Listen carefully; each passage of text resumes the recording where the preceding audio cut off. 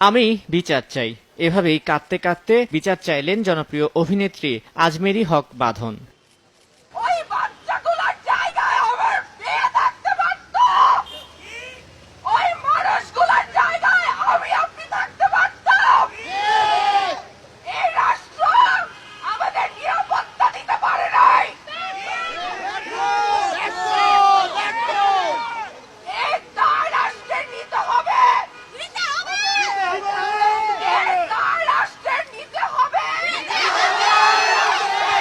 শুধু বাঁধনই নন, ক্ষোভ জানাতে বৃহস্পতিবার সকালে রাজধানীর ফার্মগেটে দৃশ্যমান শিল্পী সমাজের ব্যানারে একসাথে রাজপথে নামেন দেশের এক ঝাঁক তারকা। প্রতিবাদ করেন দেশের চলমান অরাজকতা, হত্যা, গুম, পুলিশের আটক অভিযানের বিরুদ্ধে।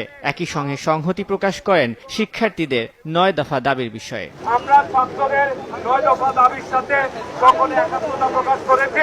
এই সময় জনপ্রিয় অভিনেতা মোশাররফ করিম, সিয়াম, পরিচালক অমিতাভ রেজা সহ অনেকেই ক্ষোভ প্রকাশ করেন। বলেন, এখন ঘরে বসে থাকার মতো পরিস্থিতি নেই। কোনো সুস্থ মানুষ বাসায় স্বাভাবিকভাবে ঘুমোতেই পারছে না। হত্যাকাণ্ডের বিচার ছাড়া কেউ শান্তি পাবে না। দেখেন, যদি আপনি সুস্থ স্বাভাবিক মানুষ হন, আমরা রাত্রেবেলা ঘুমাতে পারবেন না। আমার কানে এখনো বাজে যে কারো পানি লাগবে, কত পানি আসছে এখন, কারো পানি লাগবে। তো এটা যতদিন মাথায় থাকবে ততদিন পর্যন্ত আমরা শান্তিতে ঘুমাতে পারবো না। আমার নিজের বাচ্চা আছে ভাই, আমি জানি যে আজ থেকে 10 বছর পরে, 15 বছর পরে, 20 বছর পরে ও একদিন এই ব্যাপারে জানবে এবং ও একদিন আমাকে কোয়েশ্চেন করবে যে মানে তুমি কি করছো।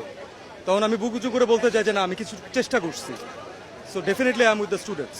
নতুন প্রজন্মের 9 দফা দাবি, তার প্রতি পূর্ণ সমর্থন এবং সংহতি জানাই এদেশের সমস্ত তরুণদের যারা মাঠে এই মুহূর্তে আন্দোলন করছে।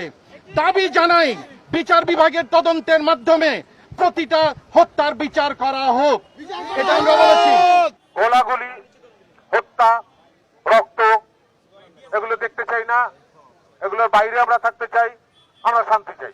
শিক্ষার্থীদের চলমান আন্দোলনে সংহতি প্রকাশ করতে এদিন পথে নেমেছিলেন মামুনুর রশিদ, আজাদ আবুল কালাম, নুসরাত ইমরোজ তিশা, রেদওয়ান রনি, সাবিলা নূর, তাসনিয়া ফারিন সহ আরো অনেকে।